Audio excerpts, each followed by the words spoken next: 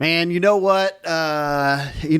Summer's been good so far, and Josh, man, it's good to see you. We're back here for another episode of the Music Retail Show. Happy to be on it. Yeah, absolutely. In fact, actually, we've talked.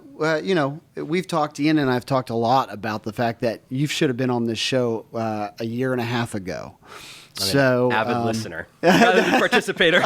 Wow. Okay. Thank you. And man, we didn't even pay him to say that. But anyways, man. Hey, you know what? Here's your trim arm. Oh, thank you. That's the trim arm you left here. For those of us not watching on YouTube. That's right. So that was weird. I was sitting there going, what is in my pocket? And I realized that's the trim arm I was supposed to give to Josh. I feel like we need to set the scene here. This is actually two dashingly handsome young men playing Battleship. That's right. That's funny. So, but anyways, it's good to see you. I'm glad you're here. You have actually been a part of MIRC history just for years. So we'll find out, obviously, when we dive into who you are and what you do.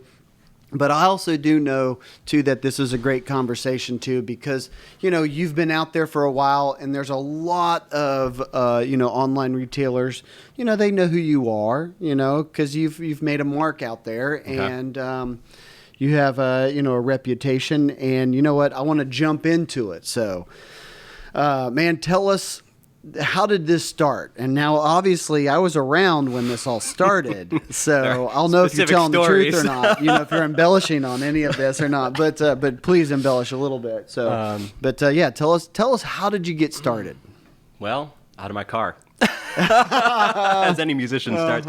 No, literally though, I remember I would have like all my packing supplies like in the back of my minivan, and then I would have most of the guitar. You had a minivan? Oh, yeah. You remember that. Man, actually, I don't. What was the minivan? Well, it said Regency Suites on the side. Did it really? Yeah. It was an old hotel shuttle van. We might, Ian, have to get a picture of that. You need to send us a picture of that van. We need to put it on there somehow. Yeah. If it says Regency Suites on it, oh, my goodness. When I acquired it, the notes from a couple of, traffic accidents that had been in, spilled out of the manual. This is promising. Insurance information. Hopefully you got that for a good deal. Okay. So, from there, I mean, how did you get into wanting to sell guitars? Yeah, saw someone else do it. Oh, okay. Real original. But no, actually, a guy that I knew in college. This all started for me in college when I came down to Belmont. 2004, I came down here, and then 2005, I was watching someone else in the dorm room next to me, and he'd come down here, buy a couple of guitars. Who was that again? Sell them. Lee Turley. Lee Turley. Yeah, there's a connection through Kevin Twit. Kevin Twit. Thank you. Kevin Twit. Yep. Yeah. Yep. So, but he was doing it, and he's like, man, he looks like he's making a little money, and he's not primarily a guitar player. He's just kind of dabbling in this guitar thing on the side. So I'm like, maybe if I take I know guitars. Yeah. And, apply it, and, I'd been selling CDs on half.com before it merged with eBay and all of that kind of stuff. So I was like, maybe I'd do it with something bigger. Yeah, so you weren't new to it. You weren't new to selling online. Yeah. Not exactly, but it definitely was a big step from selling a $10 CD to, a guitar, and as we'll probably talk about later, shipping a guitar is a whole different thing than dropping it in a mailer and off it goes. Well, and I remember you came in the building, kind of do your first order. I think you gave me a call or gave us a call, and I ended up talking to you, and you came in. And man, you were just kind of new to it. And the reason why I feel this is good is because we still get new leads and new customers that are just getting started. That I think this is good to hear. That man, Rome wasn't built in a day. Yep. So neither are great online music stores. So tell about your first experience when you came in. Well, is this the one where I brought my friend and a potential romantic you're going to have to remind me. I mean, my goodness. So when you embarrassed me in front of a girl. Did I do that? I would never do that. Who then ended up marrying the guy that I came in with. Oh, man. We could edit this out. We don't even need to talk about guitars. Let's talk about that. No, I'm just kidding. But no, what was the question? When you first came in, I mean, you did a little order, going, okay, I got to figure out how to do this. And I thought, hey, man, here's this guy. He's going to Belmont. He wants to start selling guitars out of his dorm room. And I knew the connection with Lee and with Kevin. Yeah. And everything like that. But, I don't know, just kind of talk about what you did and how you kind of got the ball rolling and everything. Yeah. probably purchased like maybe 5 guitars. Yeah. What was an opening order? I don't remember what an opening order amount was, but it's not a real big hurdle. It's just kind of enough to get a good little sample of, pick a couple different guitars, different price brackets, different styles. Took some photos. The first one I sold, I was like, this is great. Like, I just sold like a $700 guitar. I'm like, this is going to be so easy. Yeah. And of course, that one never got paid for. It was a non-paying bidder on eBay. And, I hadn't shipped it to him or anything, but it's kind of like an awakening, like, there's going to be ups and downs to this. And I think one of the advantages to kind of starting with a large enough sample size, not being like, let me grab 3 guitars and see if I can sell them. But grab those 5, re-up, grab 5, 10, have 20 you're trying to sell at once.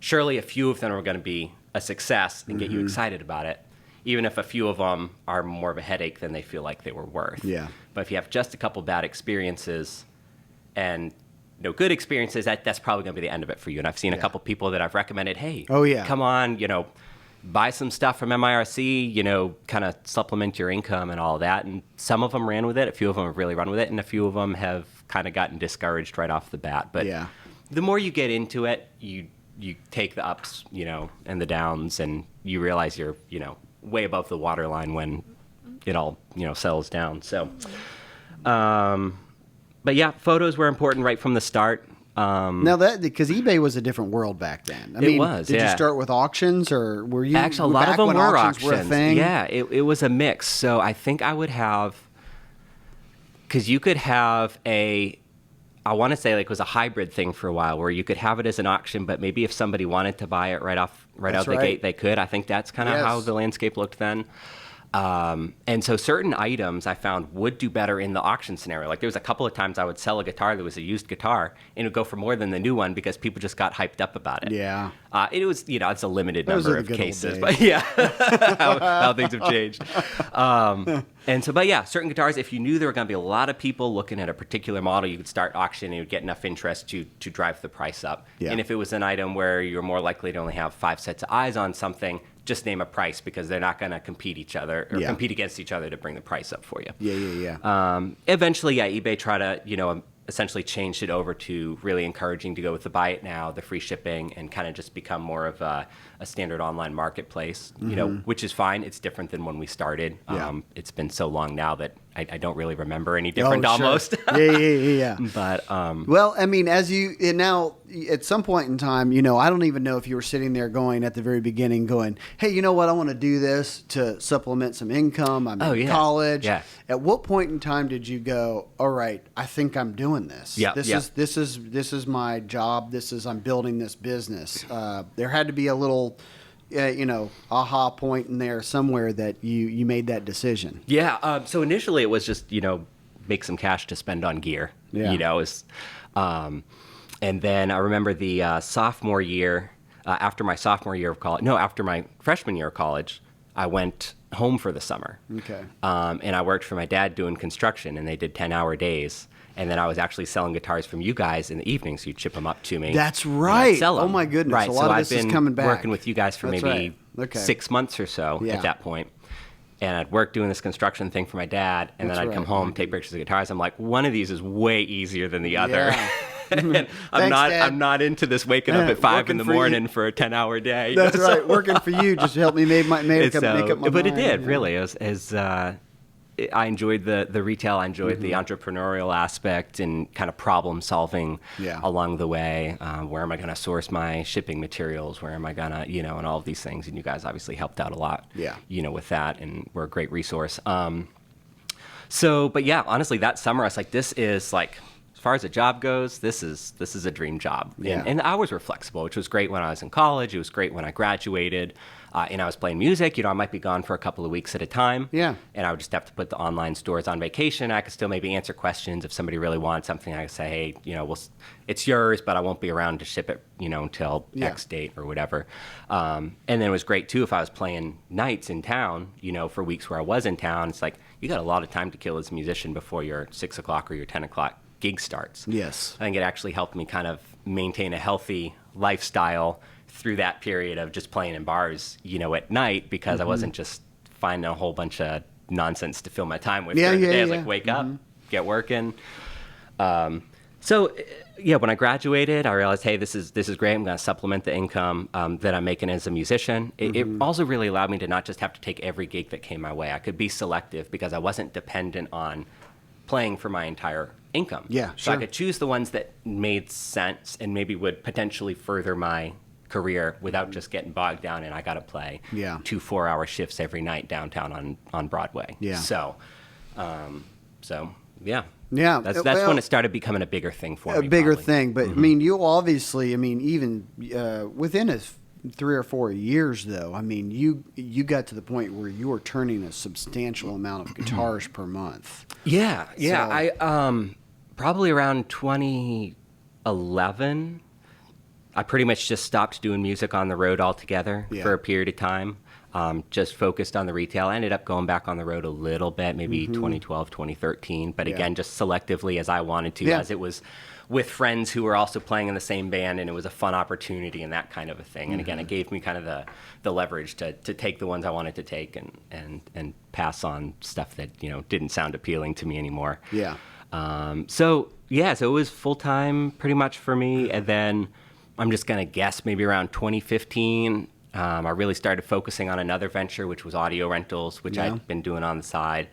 And that one was kind of gaining a lot of traction. And then thankfully, a friend of mine at church who was playing guitar with me at church came up to me. He's like, hey, I've been working at this, retail shop. And he's like, I kind of need a change of pace. Like, are you interested in hiring? I was like, well, I actually was kind of starting to almost put this on the back burner, to be honest. It's just, I don't know how many guitars I had taken photographs of at this point, but it was starting to get a little routine. Yeah, sure.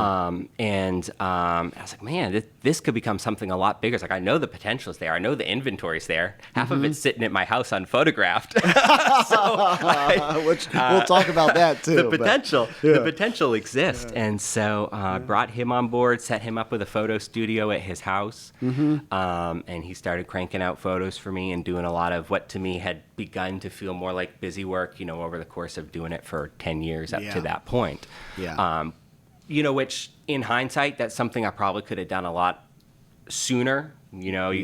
Ask about, what are my strategies. Some of my strategies fall in my lap. I'm not actually the most proactive business mind. But thankfully that one did fall in my lap. Yeah. And since then I've added another guy who does photos, so now the two of them do photos part-time. One's, they got other things going on, and so the 2 part-time guys.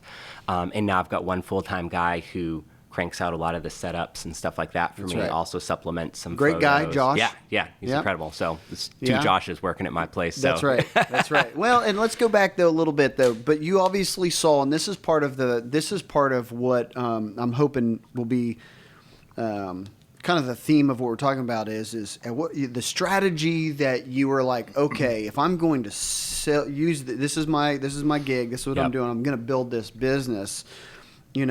How did you manage buying and selling? And within strategy of that, is this, because we always talk to people all the time. People are like, well, I bought 10 guitars, and I think I'm going to wait till I sell 9 of those and then buy some more. And you're like, well, if you only got 10 guitars, you're just never going to sell those. Yep. So you got to have inventory to be able to sell. Yes. You've got to plan for the next 10 guitars you're going to sell so that as those sell, you're already replenishing that inventory, for sure.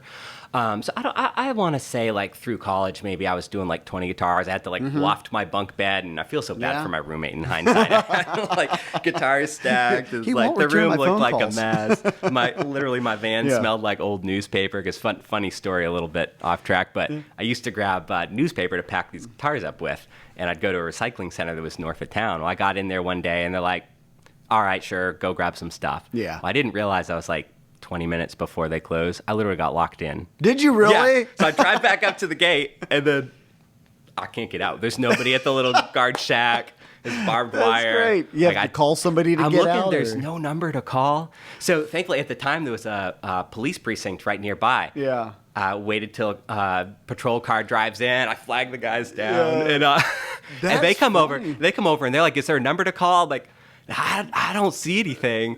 And so they're trying to figure it out. And thankfully, within a couple of minutes, one of the Metro recycling trucks pulls up. And it turns out the whole time this big chain and lock was just a dummy lock that just right over.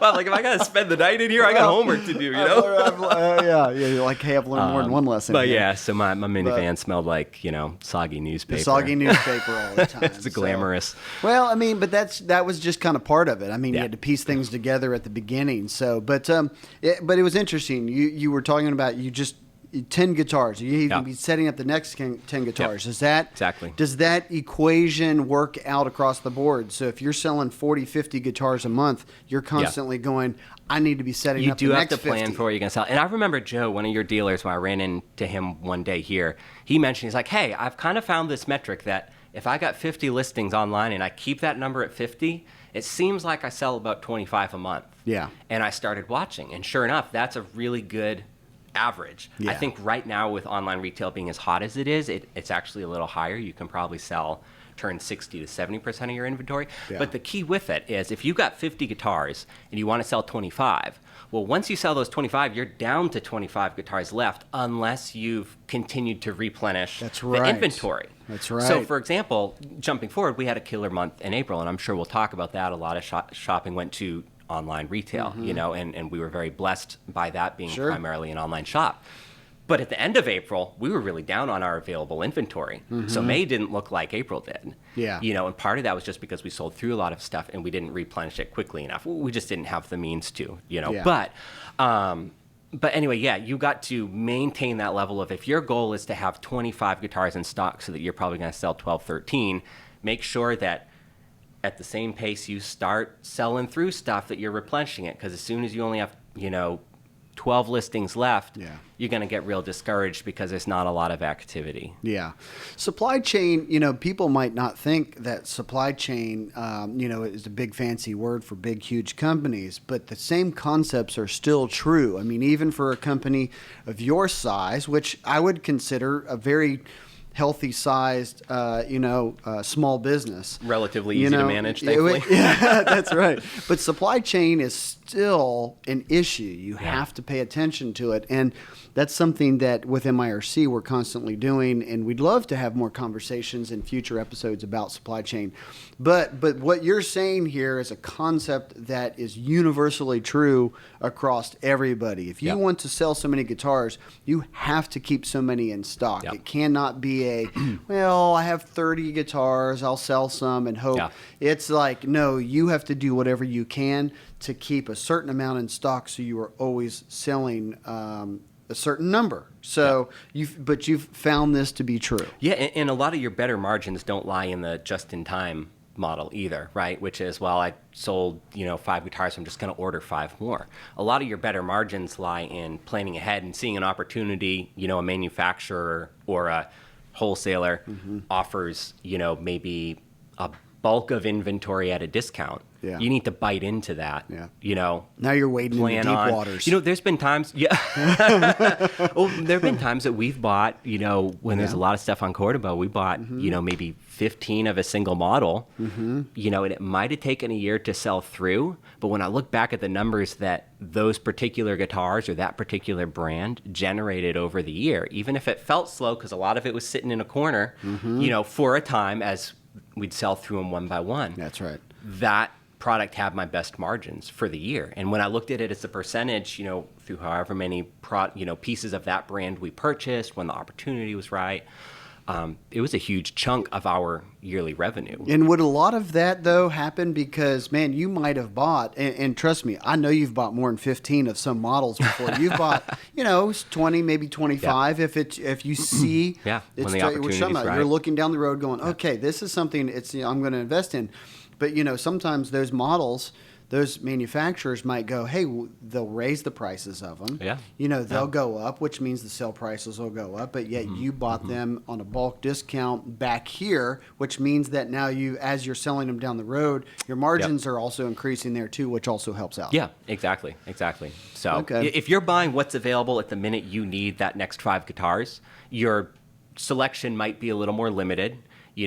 Manufacturers may be out of stock, so you may pick something you wouldn't have otherwise chosen that may not be quite as hot of a seller. You got to buy proactively, buy when the opportunity is right, and try to keep enough, capital where you can make those decisions on your terms, rather than well, crap, I ran through my inventory and I just got to buy whatever's out there, which can be really tough. You can go under doing that, actually, because you start buying stuff that you don't make money on or that might sit just because you bought because you needed numbers of inventory versus quality of inventory. Yeah, man, this is a very interesting concept of what you're talking about, because you have to have a little bit of foresight to look down the road. Yep. And also, like you said, a lot of people, it becomes a scary situation to go, a lot of people go, oh yeah, I'll buy one, or they might go, I'll buy two, or some people might go, well, there's a 4-pack price. Yep. But nobody's sitting there going, I need to buy 15 or 20 of these, and then they're forecasting what they're going to make it's going to take me 6 months, but look at the money I'm going to make on these over the 6 months. Right.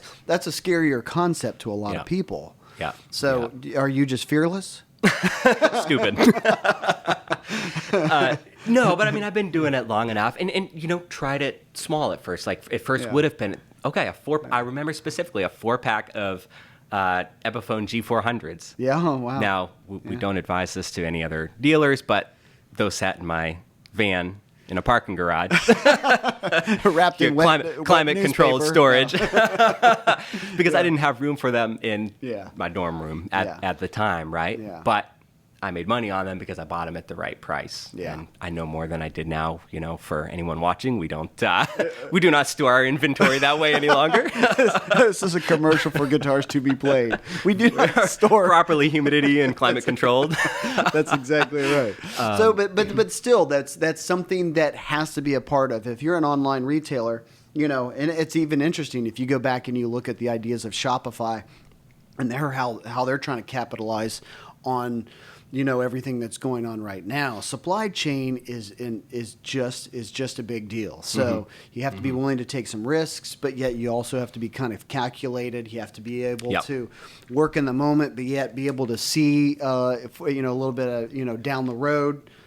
See a little bit into the future, and you're not saying that's easy, but it's something that people need to learn how to do.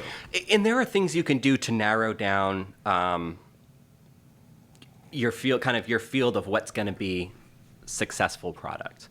Don't buy it because it's pretty. Yeah. You got to, or because you like it. Even. Oh, I hear that all the time. Well, I'd like to buy these because I like, a certain style of guitar. And you're like, you got to, there's two things. Don't buy that way. And a lot of new dealers, you have to tell them, now, when you buy these guitars, you need to sell them. You can't keep half of them for yourself. Very true. Go ahead. Sorry. Very true.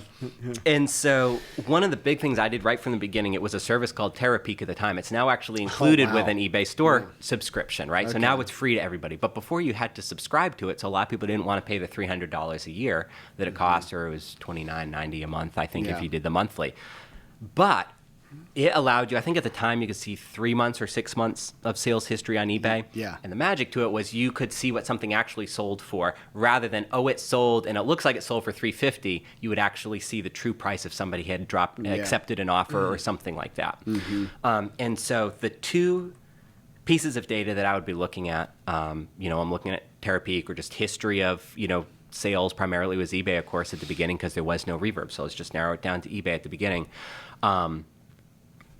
How many are currently available for sale on eBay, and what's the asking price? What are people hoping to get for them? Are they asking $450 for this guitar? That's one. Two, go look at the sold listings and see what people actually got for them.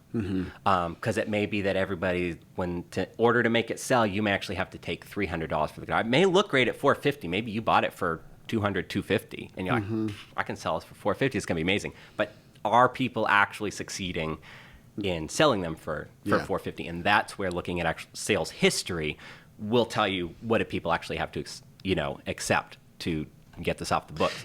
Well, and that brings up another philosophy too. Is that does create, and Terapeak? Do you still use Terapeak? Yeah, and it's now included with an eBay store subscription, and so it's now called Marketplace Research. Okay. It's even better now. You can see a year's worth of history. Okay. Yeah, it's a pretty phenomenal resource. How do you balance out, though, the difference of seeing something, the success of how it's sold, but also realizing that maybe something has more value than that. You know, if, for instance, a lot of times what we hear is somebody might buy a guitar for $100, and you have one for sale out there for $120 and one for sale for $180. Well, sure, love to sell it for $180, but that $121 might have been somebody who is like, well, they had it for 4 years, they've been playing it. It's, it's just a used guitar that somebody's selling so they can go buy something else, versus, obviously you've lived in the realm of refurbished, guitars and promoting that as a quality product. So where's the balance come in a lot of that from your experience? You definitely have to kind of decipher what the condition of, previously sold items was as far as getting a good metric. Yeah. But presentation is hugely important. And so if you're a retail store, whether online or otherwise, and your online presentation is above average, the quality of your photos, you take just enough photos that maybe every angle of the guitar can be seen, so buyers don't feel like you're intentionally glossing over something or leaving something out. Yeah. That does give you a leg up on the average used marketplace, where it's a lot of individuals selling their own instrument and maybe don't have a reputation behind them, or their photos, don't make the instrument look attractive, make it look a lot more worn than it is, something like that. So if you do it right, you do have a leg up. So for example, with refurbished product, we usually know that we can price on the very top end of where used inventory sells. Okay.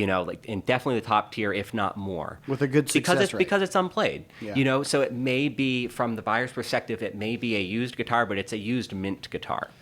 Well, and that makes sense. And actually, I was just thinking about your name, Guitars to Be Played. Yeah. Otherwise, you'd be called Guitars That Have Been Played. Yeah. No, Some of both. Ian, we can probably cut that whole section out right there. But you bring up the name, and it's a little cheesy, but at the same time, I actually feel like now, as we get into some more expensive, product, as we're buying from different manufacturers and stuff like that, I hope that it helps prospective buyers understand, like, we're not about selling you a piece to just hang on your wall. Yeah. And if that's what you want, we may or may not be your source. That's not what we're all about. Yeah. No, absolutely. And by no means was I making, I was just, it was just interesting that you do have this insinuation that, hey, these are guitars that are ready for you to play. Yep. And, you've obviously expanded your business over the years too, and you carry some killer brands now that are brand new, that but the refurbished, obviously the refurbished world has been the longest stint of what your business is. And probably still about 60% of our turns of inventory. And they turn faster than a lot of new product, because we've had this conversation a lot. We get to set the price on refurbished product, right? Because it doesn't fall under MAP, minimum advertised price. Yeah. Whereas, new guitar, margin can look killer, but you got to sell it, advertise it at the same price if you're going to play by the rules. That's right. And then you're one of 50 people. So, for example, like, we signed up with a manufacturer last June, or July, NAMM show time. And they say, hey, like, here's the product every new dealer buys. And actually, this will go back to kind of testing the waters, see what's selling. It's like, this is what you buy. Like, every new buy, like, this is the best stuff. This is what everybody wants. I'm like, okay, let me, just look online and see if this is what I want, what's going to work for me, And sure enough, if I had purchased their kind of default new dealer, purchase list, every other dealer's purchased the same one of 100, list. There's literally 100 listings for this $500 product online. What's my chance of being, my number being called and being the one that makes the sale, And so instead we said, hey, can we spend more money on our opening order, but can it be these pieces? And like, perfect. This is the one item we're, not flexible with. We want every stocking dealer to have this one in stock. Perfect. I got it. It's your best seller. And then we kind of went for more niche items from there. And you've seen that pay off. Absolutely. Yeah. So the online marketplace is unique in the sense that you do have to differentiate a little bit. And it is a much larger pool of buyers. So rather than knowing, well, we're in such and such a town and we've got this demographic of buyer, they're into this music, they're into this price point, and you got to buy, what walk-in traffic's likely to, purchase. With online, you almost are better off getting just a little bit off the beaten path sometimes, as long as there's still a buyer out there, and there's generally still a buyer out there, as long as you don't go, a little too crazy, or your price doesn't have to be set too high to clear profit. But if you can differentiate yourself so that you're one of 3 dealers selling a product instead of one of 50, your chances are a whole lot better. Yeah, absolutely. And you kind of bring a thought to my mind too, that how would you talk about variety within your strategy as well? I mean, a lot of people want to kind of go, well, these 3 things or whatever, if you're selling guitars or pedals or amps or gear of any sort, you tend to want to gravitate towards just things that sell well. Yep. But also at the same time, how does variety and having a lot of options lend towards selling more products online? It's huge because, again, looking at that idea that if I'm going to have 50 listings online at a time, and hope to sell through 25, well, if you only have, 25 options, even if you have the next one even if you have 5 of that item, you still can't really sell the second one until the first one has sold. Yeah. And so it's a great product, but it's not variety. So if you want to be selling more every month, you do have to have the variety. And sometimes we would even create variety. Say we had, 2 Epiphone Les Pauls of the same exact model. I found, or take the Cordobas, for example, I found that if I listed 3, and because we take unique pictures of every item because a lot of them do have maybe a blemish or an imperfection, and sometimes they don't, but people still want to see the actual guitar. Yeah. So that's key to our business. But I found if I listed 3 of the same model, I became my own competition, and the sense of urgency was gone. So people would they would wait on their purchase until maybe there was only one more available, and then that one would go because it looked like their last chance to purchase. So I realized that's a great understanding. It was really interesting. So it especially comes into play on stuff where we maybe have 15 in stock. I said, well, let me just list more so I sell through them quicker. It doesn't really work that way unless you create some variety. And so we would upgrade. Say it was a mid-range Cordoba classical model. Yeah. We would actually upgrade some of them to a hard case, and then some of them we might even downgrade to no case at all, and very clearly in the description and everything, but for the buyer who already has a hard case and they don't want to be paying for that included gig bag because they already have something that's going to go in. Yeah. Now I actually have 3 different products with 3 different price points. It's all the same model of guitar, but I'm no longer my own competition. I'm choices. I'm offering choices. Okay. And the person who wants the hard case and is going to get it for a steal because they're only going to pay $49 more, and they know that if they go to buy a hard case retail, it's going to cost them $79 or $99. They just got a deal. The one who just wants it with the included gig bag, perfect. They've got that option. And then the one who has a safe place for it at home already, or said, I'm actually on a budget and the most I can spend is $300. And by saving this $40 for not having the gig bag included, now it's in my price range. Yeah, this is exactly what we're talking about about being creative. That you have every opportunity. A lot of people think creativity is just in the store, but you have every opportunity to do that online, and you just spell that out, plain and simple. Yeah. I was kind of surprised how well that model worked. Yeah. Man, very cool, very cool. So, obviously, I love. I'm sitting here, just trying to think about everything that you've kind of done too. You've also branched out though as you've grown. You've kind of picked up some amps, too, and maybe even you've picked up some accessories like pedals or very straps and marginally things on. like I haven't that. gotten into that too much. Okay. The thing with my model of business is I don't have anybody who's like real cheap labor that I'm just paying to do nothing but fulfill orders, throw stuff in a box. And I might get to that point, but right now I don't, have that. And so it's hard to turn a profit on an item that maybe sells for $100 and I got to pay reverb and payment fee and I got to pay shipping and employee, out of that $100 I don't make a lot of money when it's left over. There's other stores that are better dialed in to capitalize on that. Yes. And so we only do a little bit with items like that. Typically, we don't, probably $200 is about the price point where my model starts to make a profit. Okay. By the time I absorb expenses. Yeah.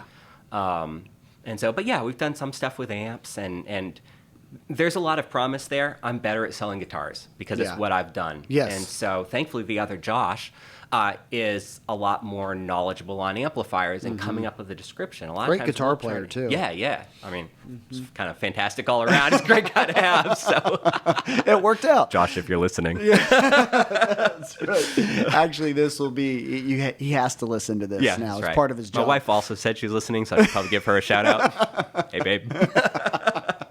That's good. But and talk a little bit too about the fact that you have, you are a smaller business with a big exposure online. But talk about some of your employees, like what is an everyday routine for you? Because you're a little bit more unorthodox. You're not a music store where people all come in and work in the same place. You've actually incorporated a little bit different strategy. Yeah, I guess I always enjoyed being able to set my own hours. That was one of the the beautiful things about this business from the get-go, right? If I was playing gigs, whatever. And so when other people have approached me, as much as possible, I'll give them the opportunity to work from home with the photographs. There's some things that could be a little more streamlined doing it all in-house, but I don't actually have the space to do it all in-house either. So it's kind of a win-win. I set them up with the gear. It also turned out to be a great model for coronavirus. It's like absolutely. So we've really lucked out there again. But so two of them, and they're working part-time around their responsibilities of being in grad school and different things. And then Josh works with me at my place. We've got a shop and then kind of a showroom area, which is primarily the side I'll work out of. But so he's mostly in the shop, cranking out the setups, packing stuff up. Then we'll come out, maybe take some photos or shoot a video of a guitar or something in the showroom area. Yeah. And that's kind of how our model is working at the moment. Yeah, which is great too. But also, man, I love the fact that you've now incorporated a showroom. You haven't had a showroom for a long time. Correct. You've just been a business that's buying and listing guitars and shipping them out. But you've now kind of incorporated. We're obviously in the Nashville area. So you've been able to take advantage of some opportunities, maybe of some, local, players and things like that are looking. There's a lot more to capitalize on there. But even with as little as we've done, making headway in the kind of the foot traffic market, which will always be by appointment only, of course, as long as we're in the location we're in right now. But even beyond that, it's our online presentation that's really benefited. Because you can take one corner of a room, and I've seen other dealers do this, and it's part of what really incentivized me to do it. You can have one corner of a room, 2 walls, and you shoot that from the right angle, and you have a music store as your backdrop now. That's right. When you've got a guitar out on the floor and you're taking a picture of the guitar, well, now your background, is a music store, not just a blank backdrop. Which the blank backdrop is the perfect tool at the proper time, but for social media, you're better off having a little more bling in the background and kind of generating a little more attention, and it just gives us a better backdrop, like for shooting videos and stuff like that. But the funny thing is, I've never, as long as I've played guitar, I've never had guitar hangers on the wall and I want to play guitar and I just grab it. It's always been like, it's time to practice, pull the guitar out from under the bed. When I was in high school, I had an amp sitting there. When I was in college, the amp lived in my car between gigs. And the same after college, too. So it's like my playing at home was pulling the guitar out from under the bed, cracking open the case, and just, shedding tunes, just learning what I had to learn on a Les Paul just acoustically, and then go plug into the pedal board and the amp at night for the gig. So I actually have a music room now, which I've never had, in my life. And that's actually a lot of fun. And I get to work out of that space, and I've turned that space into kind of what I want. Yeah, so. Absolutely. And has that showroom, you feel like, not even just social media wise, but even just people who make appointments, you've seen that for sure, because you are selling an image. You have to sell reputability, right? In online, your image is kind of a little bit masked. It depends mostly, if you're selling on eBay and Reverb, pretty much all you need is the background and the history that goes into your feedback, buyers leaving feedback. And that's critical. And that is another little hurdle for people just getting started. It takes time to generate enough sales, because there's the people who will say they have less than 5 feedback or they have less than 20 feedback. I'm not going to buy from them. But you get the ones that aren't going to be quite as picky about it. They appreciate your presentation. You seem like, you've described the guitar honestly. They take a chance on it. And over time, your feedback climbs to the point where I think once you have a few hundred feedback, I don't really know that having 400 positive feedback to having 4,000 really generates that much more. You don't sales. think so? It might. Okay. But I think I'm if it was me purely personally, if it was me personally as a buyer and somebody's got 300, pretty solid feedback and, no negatives or a negative that seems to be, you can explain it very quickly, I would buy it from them just as quickly as, again, if the presentation is solid and the complete package kind of comes together.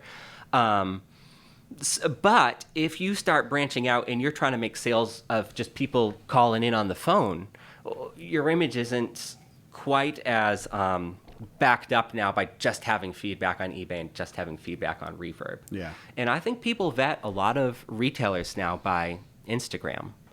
No, I think you're absolutely right. Yeah. I mean, most people go, you're sitting at, even if you're at the NAMM, the trade show, and you're sitting there and somebody goes, hey, who are you? And you're like, hold on, let me look them up on Instagram. See, and then you go, oh, well, yeah, they look legit. Yeah. Yeah. It really does. It really does. It could be just, like I say, it could be one corner of a room, one two corner walls. of a room. That's right. But even if that's the case, in our area, that's like our showroom area is only, 600-700 square feet, and then the shop's separate from that. Yeah. It's nothing big and it's nothing fancy, but I think it does reflect my values in selling product. Yeah. You know what I mean? I don't want to just be selling out of a dump, and going back to guitars used to live in my car way back in 2005. That doesn't happen anymore. You present, and hopefully that presentation is actually an honest depiction of who you are. Yeah.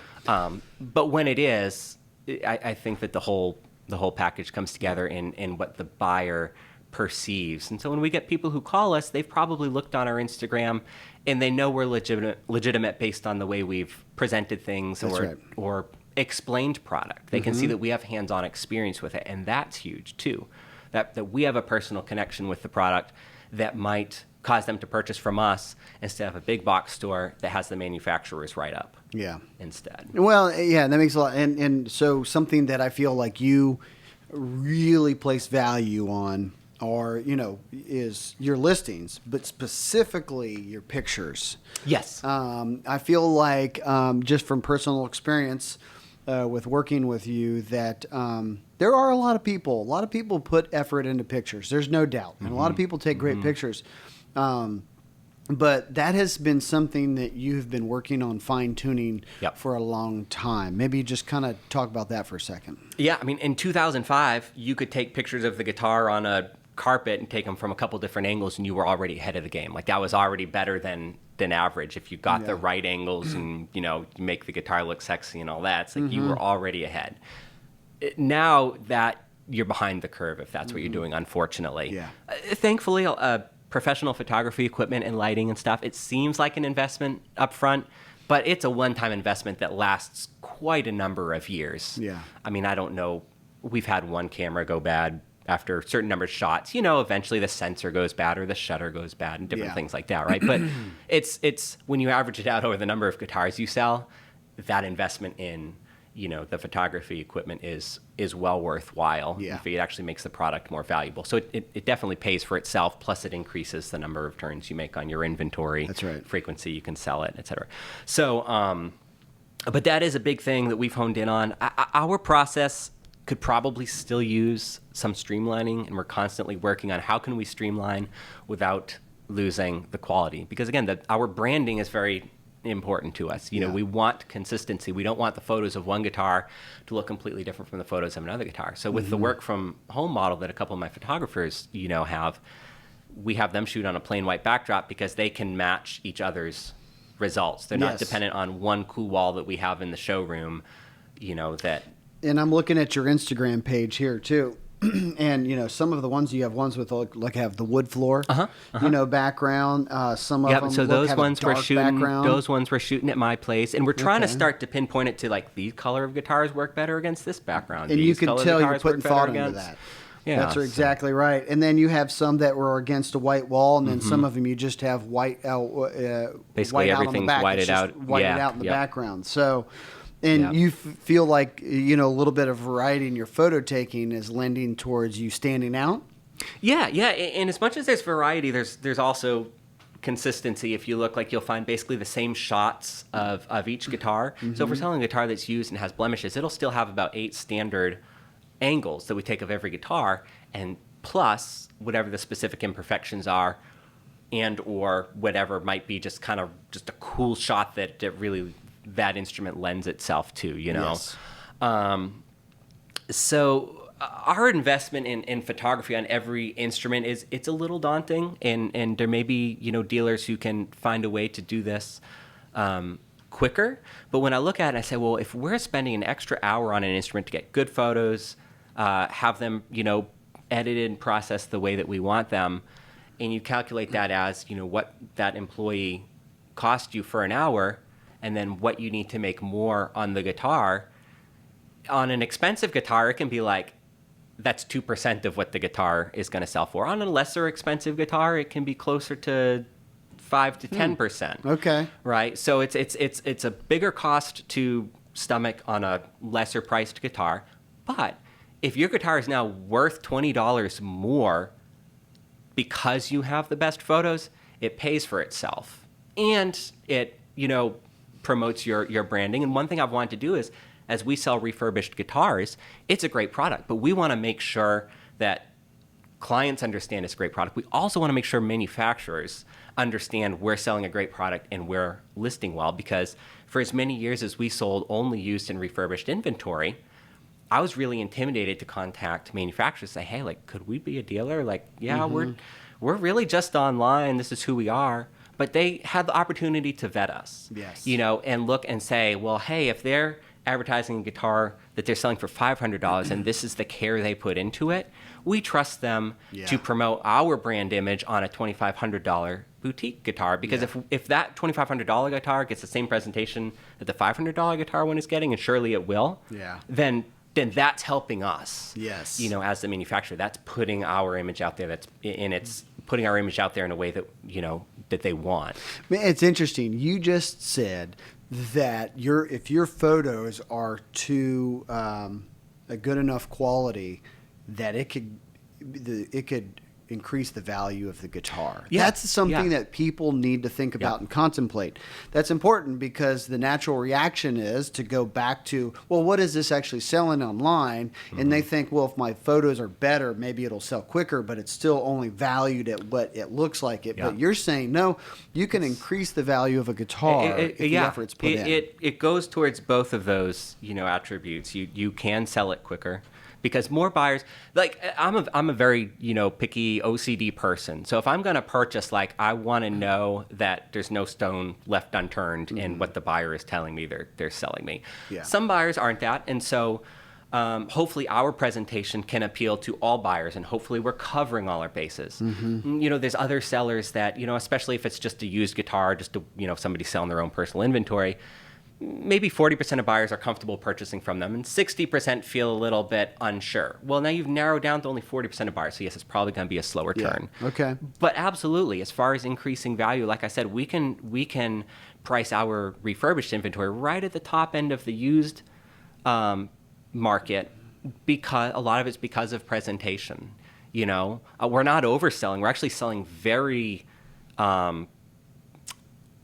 we'll have to edit this out so I can find the word, but this, in full disclosure, we disclose very well, to the point where when we say this and this and this are the flaw, I think most buyers are confident in knowing that and that and that are the flaw, and I can stop looking there. Yes. Okay. Not what is he not telling me. And that's a big difference. Because you almost have this perception that you are having there is full disclosure here. You don't look like you're trying to hide anything. Exactly. Because you've taken enough pictures from the right angles with the right quality that you're describing the product in full, and people can see that. And it goes in our listing. We're not hoping people just happen to miss that ding or whatever. It's like, it's right there for them to see. Yeah.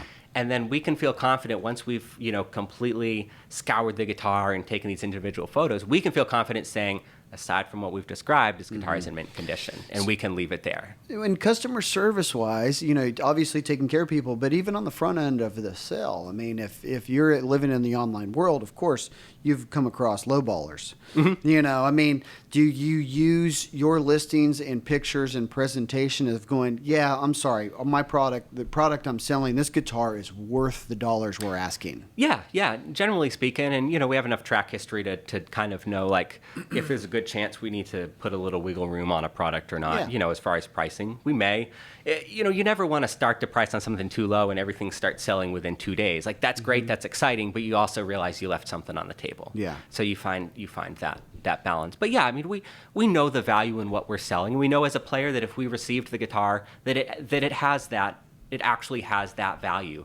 Say you save $100 versus going and buying a new one. Well, one thing that we do is we give a complete setup on every guitar. That may even mean that guitar has had to have the frets planed and leveled, recrowned.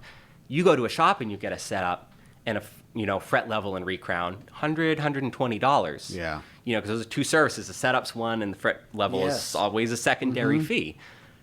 So if you're buying a $500 guitar and that's already been done, and it makes your import Chinese guitar play much more like the U.S.-made guitar, well, somebody saved $100 on the purchase versus buying new, and they got something that as soon as they get it, it's ready to gig. Yes. So now they've potentially saved $200, and some buyers realize that. Yes, absolutely. And you're appealing to those buyers already, I think, by your presentation, descriptions, and your online presence. Yep. So people are gravitating towards them. So, you look at your Instagram page, and which you might do just as much on Facebook. I'm actually not 100% sure. Facebook is just a clone of our Instagram. If we post it on Instagram, we say post on Facebook. And, yeah.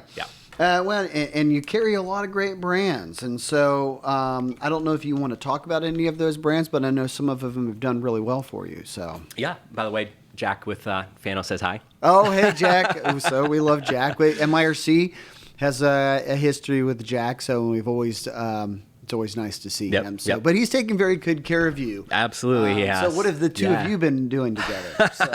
Doing business. But no, I mean, COVID presented an interesting, time for obviously everybody in supply chain, right down to the dealers and the buyers, right? And so a lot of manufacturers are getting stuck now where their hard cases aren't coming in or their gig bags aren't coming in, and certain things are delayed. And so Fano reached out to us with the opportunity. They said, look, we have got...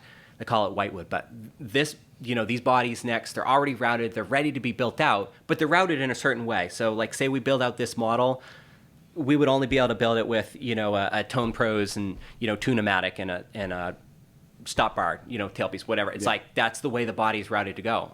And they said, we'll actually offer you guys, and they said, we'll cut a deal. We'll do a little additional incentive if you're willing to build out these guitars in the way they can be built out. I said, that sounds awesome. Yeah. And so we got a lot of influx in inventory because they created an opportunity for us, and we took the opportunity. Yes. That we wouldn't have had. And if we hadn't done that, now new orders are 6 months backed up. So thankfully we have inventory. Now we've already sold through, a decent amount of it. Yeah.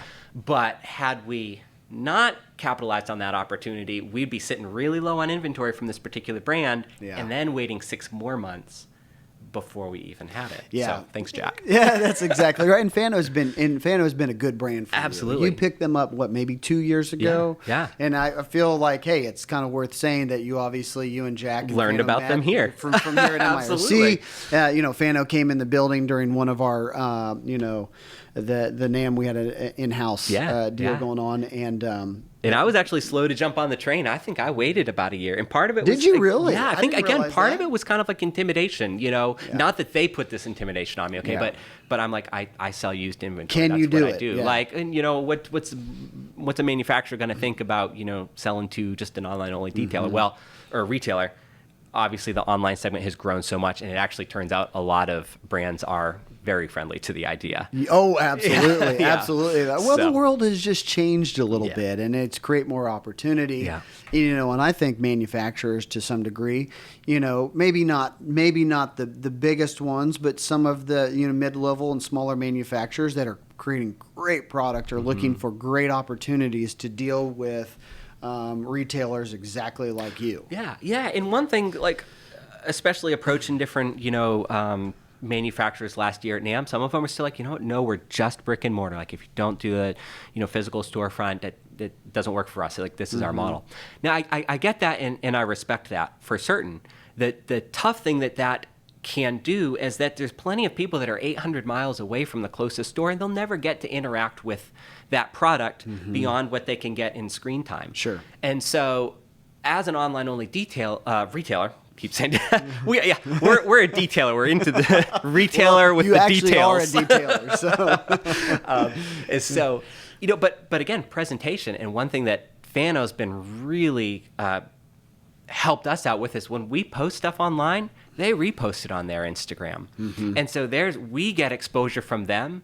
And I think they also feel that they're getting exposure from us, and they're getting content from us and from their other dealers as well. They're very proactive in reposting, and that promotes, I think at the end of the day, that promotes their brand. It helps us, and I think it also builds, their brand. And so it's exciting to be able to be a part of that with them. Yeah, and partnership. part of it, again, is creating good content that sells the guitars for us, but also promotes, the quality of their brand and the image of their brand. Yeah, absolutely. Very cool. And, I know we could sit here and talk for 2-3 hours, but eventually I'd like to go to lunch. Yeah. But, mind? Some of the stuff though, that I think our listeners are maybe going to want to hear, just a couple things is maybe even shipping. Yeah. Some of the hurdles, the failures, that have maybe been there. I mean, I know people try things and it doesn't work out, or they try things and it works out. Talk about that for just a bit. I mean, it honestly, like the way we receive stuff, sometimes from some manufacturers, I'm like, wow, glad that made it safe. So we go over and above when we ship. It does take time. It does cost shipping materials, but the buyer appreciates it. It creates and not only does the guitar arrive there safely a higher percentage of the time, and we actually have very little instance of shipping damage, just because of things that we have learned, and I'll share a little bit, but it also creates a great first impression. When the buyer pulls it out, and we've had some buyers that say the box is damaged by UPS, and like, I want to return. I'm like, okay, if you looked at the guitar, like the corner of the box is a little crinkled. That's actually not a bad thing, because that means the way the box got dropped, the box actually absorbed the impact. Like a flat on the face drop is actually the worst, and it doesn't show up as box damage. But it's like, did you open the box? So that, when buyer starts opening something, they can be very put off. Whereas if you've done everything you can to assure that it makes it safely and that you put care and time into it, they like the guitar before they even pull it out of the box. They know that again, it's presentation. It's they know that you were thorough. But things that I've learned, and partly I've learned this on my own private, instruments, some stuff that I've brought in here for return because of the way I dropped my own guitars and learned, don't do that. Anything, Les Pauls, acoustic guitars, anything with a headstock that is angled, when that's sitting, in the shipping box, whether it's in a case or not, and actually let's talk about when it's in a case, because the case is very stiff, has no absorptive quality. Exactly. So case is great for keeping the, the tines of the forklift from going through, or at least it has half a shot at it, right? But it's not going to absorb an impact. So say you got an acoustic guitar and it's packed in a hard case and the headstock's, sitting there on its little rest, but it's all airspace around the headstock. Well, I learned this on my private guitar that I had my Larrivée standing up against my car. It was in the case, and the case fell over, and it got a headstock fracture. Right at the nut, kind of running almost along the fretboard. We see it all the time. Very popular. Very popular repair. Very popular. And I don't mean good popular. And so I learned that hard case did not protect against that damage. If anything, it actually kind of promotes a whole little whiplash effect when that guitar goes down. And so we pack very carefully above and below the headstock compartment. So when that happens, because it is going to happen, it's a tall, awkward box. It starts standing up. Sooner or later, it falls down. If the driver throws it in the truck, the wrong way, or it gets sorted the wrong way, it's going to fall over. Pack above and below. Make sure there's plastic or something around the headstock. Just prevent that finish from, scratching with whatever material you're using. Packing papers actually is a great one. We've moved on from newspaper a very long time ago. That's right. But no more wet newspaper. You can form fit it, right? Which is a really good attribute. And then we actually pack around. So if it's in a triangle box, we'll also kind of fill the corners of that triangle box. We'll make sure that if this is going to get dropped, the impact's not going to go to the end pin, the strap button, things like that. That's very make important. sure that any impact's going to be distributed over a larger surface, of the guitar, not just in that one, area. Yeah. Same thing around a headstock. If you can kind of pack around the headstock, but then also give it a buffer at the tip. Make sure if that box gets thrown into a truck, headstock first and hits the back, or it hits the next package in line or whatever, that, the impact's distributed. We think about all of the tension that's on a guitar just from the strings. Absolutely. Guitars live up to a lot every day. You just got to make sure they don't take too much in one place at one moment in time. Do you suggest releasing tension on the strings or keeping it the same? For us, it depends a lot on whether we're shipping air or ground. I'm not a fan of detuning more than a whole step in general, personally, just because I don't want the guitar to have a long break-in period when the buyer receives it and tunes it back up and doesn't get a great first impression because it's adjusting to you just don't think about completely different neck tension. Yeah. So that's something for us. I don't feel that, obviously when a guitar gets warmer, cooler, tension changes and things like that. So if you tune down a whole step, I feel like you're at the point where your strings are not going to then all of a sudden be tuned above E standard depending on what the weather is in shipping. Yeah. And yet the neck still has some tension on it. Technically, if you take all the tension off the strings, and that's going to be for a long period of time, you then really need to loosen the tension on the truss rod, but you've just completely undone your setup then. So that's my take on it. And you have to be prepared for it. I mean, at all kinds, every situation within shipping is what I mean.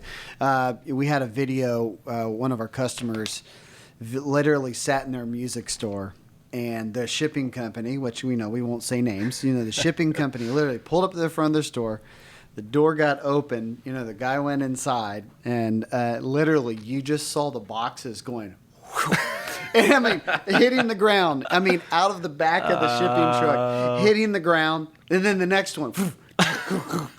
And at one point in time, you saw one that was on the edge, and you saw his foot just kick it out and hit it off to the ground. And so, and they're sitting there literally just filming, videoing it with their phone, just right there. And so it happens. There's nothing, you never know what driver you're going to get or what situation or how people view the product that you're shipping. And so you have to take that in consideration. And no matter how much you do, you're always going to have a little bit of, obviously, a little bit of, breaking somewhere because you're shipping wooden strings and tension. But it obviously, you have to pay attention to it. You can it's minimize an effort it. you have to make. And it's an expense you pay per guitar. Yeah. But if it reduces returns, returns just take a lot of time. And that's another thing with how we present a product. There's less chance of return because there are no surprises. Somebody may still decide it's just not, the guitar for them. Yeah. And that's fine, But we minimize returns. They're expensive, especially if you're on the hook for return shipping if something's damaged or whatever like that. So, do your investment up front. And, minimize your expenses for stuff coming back and the hassle and having a damaged item on your hands. Yeah. Yeah. Man, very cool. Man, we have said a lot, and I realize some of these things that we've talked about, especially your philosophy on, buying and stocking and supply chain, I find very fascinating. So maybe we need to have another conversation in depth on that in the future. But, obviously all good things come to an end eventually. And, as we're wrapping this up, what's some advice you would give? Somebody came to you and said, man, I'm just started selling online, and I just want to know what would you tell them? What would you tell them? What's made it work for me is I am passionate about guitars. I almost enjoy selling them more than I enjoy playing them these days, you know? But it's probably not the easiest industry to be in if you're just finding a product to sell. Because, like you said, it is wood and, strings and tension, and it's not the same as selling the same iPhone 300 times. Yeah. That iPhone's going to be the same all 300 times. That guitar is not. Even if it's the same model and the same color, it's not going to be the same all 300 times. That's exactly right. And so if you're passionate about this product in this segment of the retail industry, you're going to be able to weather the frustrations. Another thing, too, I think actually we had a talking point on here for customer service, and I've heard other Nathan. That was my wife was calling me, and I stopped it here, but it rang on my laptop. Dang it! Go ahead. Sorry.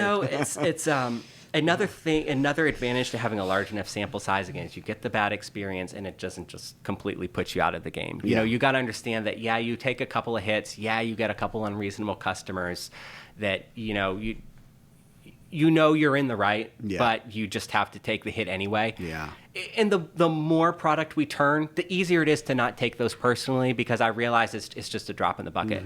But when you're only turning 10 pieces a month and you get one of those, it makes the whole job not fun for a month. Oh, I know. That's right. But if you're turning enough, you just realize it's a bum day and you had to put a lot of time into working with some irate customer who, even though the listing said this 00 small bodied guitar, and he says, well, I didn't know what a 00 body guitar was. I didn't know it's going to be small. I was like, it also says small right in the title. And he starts getting on to you, and he's texting you on your personal number that he's managed to get, and sending you pictures and telling you that, it's too bad all musicians in Nashville are on drugs. Me. What? Sending pictures of himself in uniform. Like, dang it. He's going to have his dogs in Nashville after me. It's like, What? don't take the fun out of it a little bit. Yeah, I can imagine. But when it's a drop in the bucket and you realize that you're doing this for the long haul, resilience is the word that I'm thinking of that you have to have. And I think that would be for anything. Yeah. I mean, even if you were going to sell iPhones, you're still going to run across people that go, this iPhone isn't exactly like you described it, and they're going to want to return it. So, but obviously passion and resilience are two things that kind of go hand in hand. If you have a passion and you're resilient, then, man, this is a business that you can absolutely be in. So. And it's a fun one. It is. For the right people, it's a blast. Well, you think about the people that you get a guitar in their hands that they've wanted for a long time, or they've, it's a birthday present or an anniversary present, or somebody's just kind of like, I need a new guitar, and you get that to them. You get to be a part of that. I'm sure you've gotten plenty of messages and when you get an back. actual message back, that's a great thing. Yeah. Yeah. So, man, very cool. Man, Josh, we appreciate you here just on the show.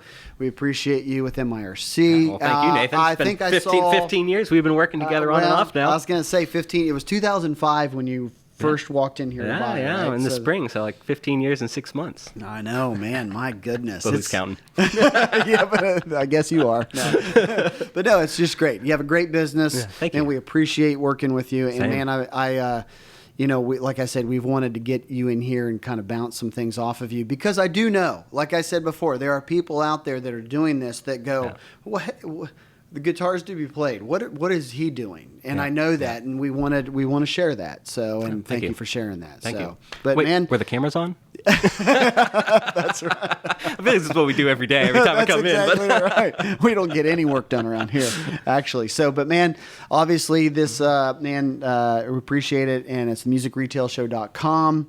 Man, there's a lot of other great episodes on there too, and a lot of other great friends. I've listened to every one of them. Every single one not of kidding. them. So, but if you have any questions for Josh, or you want to connect with him, he's on Instagram. You want to kind of throw out? Yeah, Guitars to Be Played is our handle. Find us, online is GuitarsToBePlayed.com. Phone number is up there. Feel free to reach out. Kind of happy to share a little trial and error, that's been along our path. And Absolutely. So, man, we appreciate it. And until next time, man, we'll talk to you soon. All right. Thank you, Nathan. The Music Retail Show is brought to you by MIRC LLC, providing solutions for the musical instrument community by being a reliable source for diverse music products. If you need inventory for your music store, pawn shop, or e-commerce site, go to mircweb.com to find out more.